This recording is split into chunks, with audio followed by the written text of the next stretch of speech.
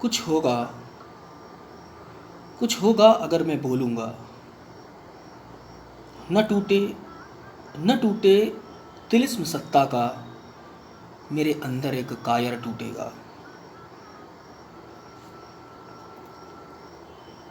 रघुवीर सहाय समकालीन हिंदी कविता के संवेदनशील नागर चेहरा हैं। सड़क, चौराहा, दफ्तर, अखबार, संसद, बस, रेल और बाजार की बेलौस भाषा में उन्होंने कविता लिखी। घर मोहल्ले के चरित्रों पर कविता लिखकर इन्हें हमारी चेतना का स्थायी नागरिक बनाया। हत्या, लूटपाट और आगजनी, राजनीतिक भ्रष्टाचार और छल छद्म इनकी कविता में उतरकर खोजी पत्रकारिता की सनसनीखेज रपटे नहीं रह जाते, आत्मान्वेषण का माध्यम बन जाते हैं। यह ठीक है कि पेशे से वे पत्रकार थे, लेकिन वे सिर्फ पत्रकार ही नहीं, सिद्ध कथाकार और कवि भी थे। कविता को उन्होंने एक कहानीपन और एक नाटकीय वैभव दिया। जाति या वैयक्तिक स्मृतियां उनके यहाँ नहीं के बराबर हैं, इसलिए उनके दोनों पांव वर्तमान में ही गड़े हैं।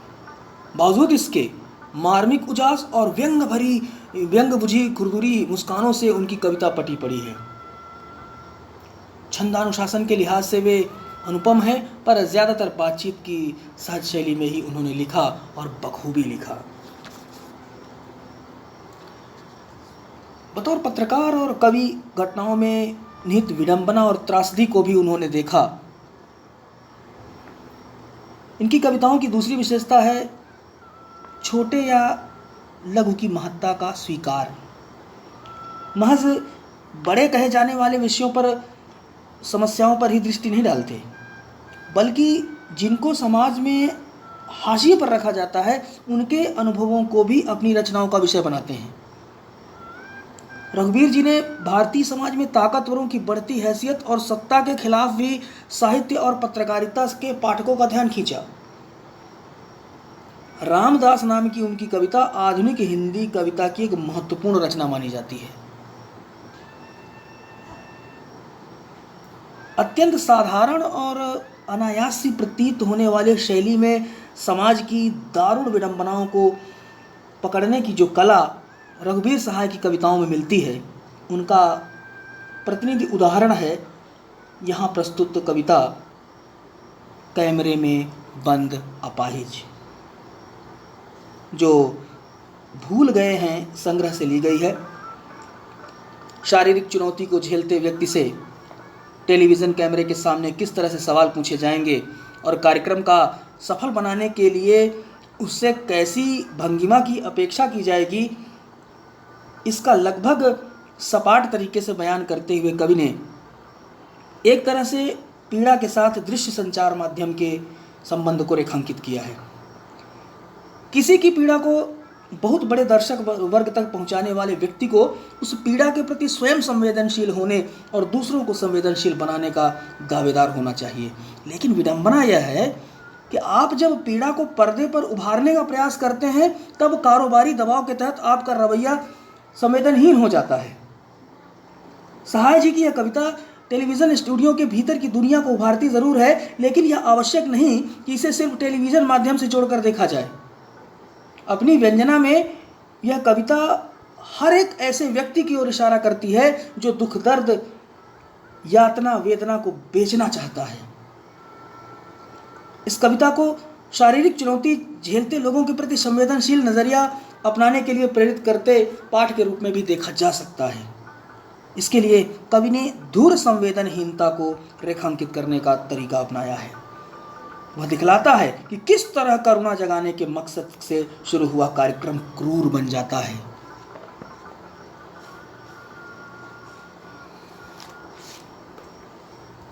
हम दूरदर्शन पर बोलेंगे, हम समर्थ शक्तिवान, हम एक दुर्बल को लाएंगे एक बंद कमरे में, उससे पूछेंगे तो क्या आप अपाहिज हैं?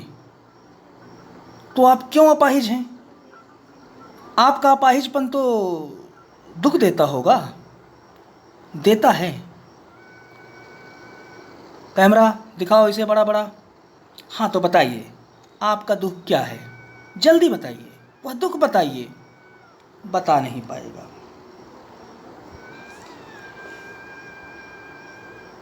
दूरदर्शन के संचालक स्वयं को समर्थ और शक्तिमान मानते हैं। यहाँ पर दूरदर्शन का मतलब दूरदर्शन चैनल से नहीं है, ये किसी चैनल विशेष की बात नहीं है। जितने भी समाचार चैनल्स चल रहे हैं उन सब को आप समग्र रूप में देखें, वे अपनी बात को सर्वदूर भेजने में समर्थ हैं, सबके पास दूर भेजने में समर्थ हैं। और संचालक कहता है कि हम स्टूडियो के बंद कमरे में एक कमजोर और निरीह प्राणी को बुलाएंगे। हम एक लूले लंगड़े या अपाहिज को कैमरे के सामने लाकर उससे पूछेंगे, तो हाँ बताइए कि क्या आप अपाहिज हैं। वह इसका उत्तर दे, इससे पहले ही हम उससे पूछेंगे आप क्यों अपाहिज हुए। यह प्रश्न बहुत बेतुका होगा, इसलिए अपाहिज इस पर मौन ही रहेगा। तब उसके दुख को कुरेदा जाएगा, उसे प्रश्न पूछा जाएगा, आपका अपाहिज होना आपको बहुत दुख देता होगा। इस पर भी अपाहिज मौन रहेगा। तो फिर उससे पूछा जाएगा, क्या आपका अपाहिज होना आपको सचमुच दुख देता है, बताइए क्या आप अपाहिज होने के कारण दुखी हैं।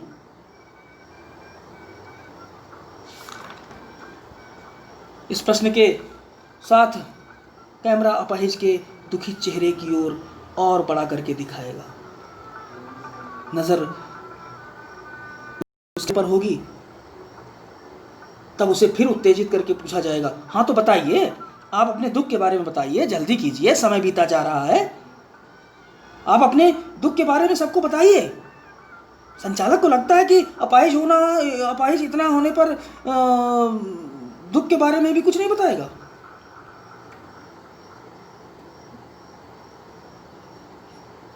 संचालक को लगता है कि अपाहिज इतना होने पर भी अपने दुख के बारे में कुछ क्यों नहीं बताएगा। भाई इतना प्रयास किया उसने, कुछ ना कुछ तो बोलेगा ना। जो उसका उद्देश्य है संचालक का वो पूर्ण नहीं होगा, वो नहीं बोलेगा तो उद्देश्य नहीं पूर्ण होगा, इसलिए उसके अंदर इतना जो है उतावलापन है कि वो कुछ बोले। आगे देखें, सोचिए, बताइए आपको अपाहिज होकर कैसा लगता है। कैसा यानी कैसा लगता है, हम खुद इशारे से बताएंगे कि क्या ऐसा। सोचिए, बताइए, थोड़ी कोशिश करिए या अवसर खो देंगे। आप जानते हैं कि कार्यक्रम रोचक बनाने के वास्ते हम पूछ पूछ कर आपको रुला देंगे। इंतजार करते हैं आप भी उसके रो पड़ने का। करते हैं, यह प्रश्न नहीं पूछा जाएगा।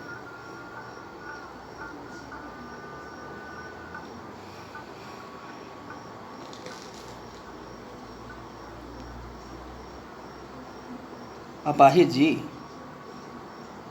आप सोचकर बताएं कि आपको अपाहिज होने का कितना दुख है। आप अपने दिमाग पर जोर डालिए और हमें बताइए, आप अपाहिज हैं यह सोचकर आपको कैसा बुरा मालूम होता है। सोचिए और सब दर्शकों को बताइए कि आपको कितना दुख होता है और कितना बुरा लगता है। अपाहिज फिर भी अपने दुख के बारे में मौन रहता है। तो कार्यक्रम संचालक स्वयं बेहुदे से इशारे करता है, पूछता है कि क्या आपको इस तरह का दर्द होता है, सोचकर बताइए। जरा कोशिश करके लोगों को अपनी पीड़ा से परिचय कराइए। क्या आप श्रोताओं को अपने बारे में कुछ नहीं बताएंगे, यह बढ़िया मौका खो देंगे। अरे आप सौभाग्यशाली हैं, आपको अपना दुख करोड़ों लोगों के सामने बताने का मौका मिला है। कार्यक्रम संचालक कहता है कि हमें अपने कार्यक्रम को रोचक बनाना है, इसके लिए जरूरी है कि अपाहिज व्यक्ति अपने दर्द को खोलकर बताए। इसलिए हम उससे इतने सवाल पूछेंगे कि पूछ पूछ कर उसे रुला देंगे। यदि उसे दुख नहीं भी होगा तब भी हमारी कोशिशों से रो देगा।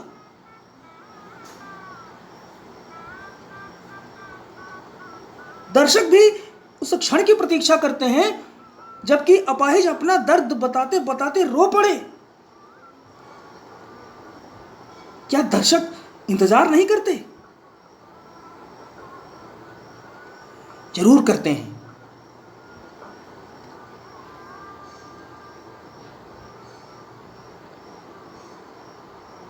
फिर हम पर्दे पर दिखलाएंगे फूली हुई आंख की एक बड़ी तस्वीर, बहुत बड़ी तस्वीर, और उसके होठों पर एक कसमसाहट भी।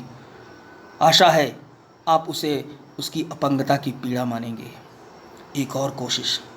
दर्शक धीरज रखिए, देखिए हम दोनों एक संग रुलाने हैं।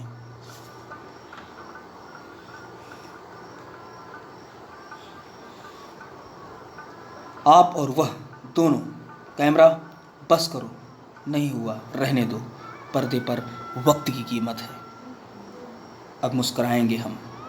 आप देख रहे थे सामाजिक उद्देश्य से युक्त कार्यक्रम, बस थोड़ी ही कसर रह गई। धन्यवाद। कार्यक्रम संचालक अपाहिज से प्रश्नोत्तर करने के बाद दूरदर्शन के पर्दे पर अपाहिज की सूजी हुई आंख दिखाते हैं।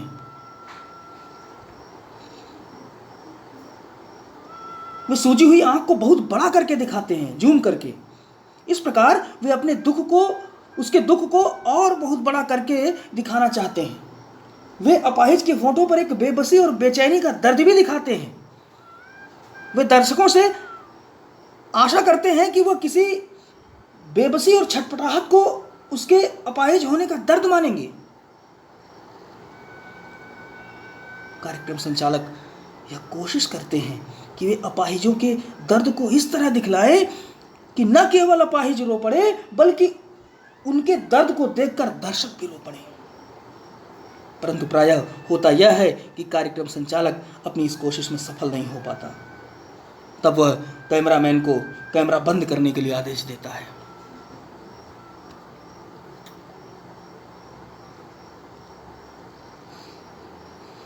यदि अपाहिज का दर्द पूरी तरह प्रकट नहीं हो सका तो न सही, पर्दे पर एक एक क्षण कीमती होता है।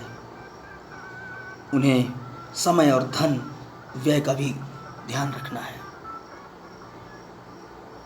इतना नाटक करने के बाद कार्यक्रम संचालक मुस्कुराएंगे।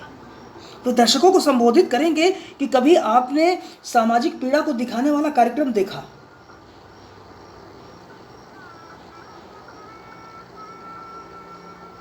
इसका उद्देश्य था अपाहिजों के दर्द को समझना। वो मन ही मन सोचेगा कि बस थोड़ी सी कसर रह गई। अपाहिज और दर्शक संग संग रो नहीं पाए। यदि दोनों इकट्ठे रो देते तो कार्यक्रम सफल हो जाता। अंत में कार्यक्रम संचालक दर्शकों का धन्यवाद करता है। यह धन्यवाद मानो उसकी हृदयहीनता पर व्यंग्य है।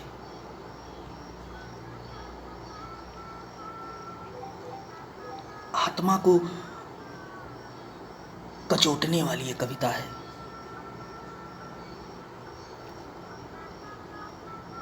हम इतने व्यावसायिक हो चुके हैं, इतने व्यावसायिक हो चुके हैं कि हमारे अंदर की संवेदनाएं मर चुकी हैं।